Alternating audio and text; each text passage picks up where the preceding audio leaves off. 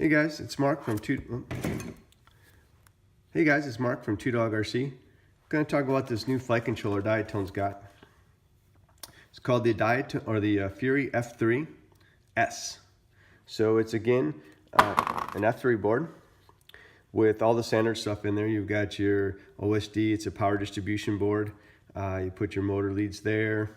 It's got your pads here for your battery. Got your U-arch. But what's really interesting on this one is this space right here. That's for a Unify Pro 5 volt. So what you do is you put your Unify 5 Pro in here. The little connector goes in this end. Then you solder to the edge of the board here, here, and here. And what that does is that provides, and down here too. What that does is it connects and powers your transmitter, video transmitter from the flight controller. That also automatically puts in your smart audio. So that's already done for you.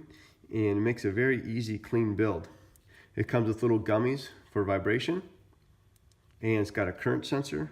So if you want a really nice, clean build, this is the way to go. The only thing left you have to do is mount your receiver. And that shouldn't be too hard to do.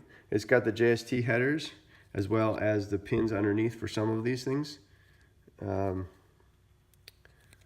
Mostly just the headers on this one. They don't really duplicate the pins, except right in the front.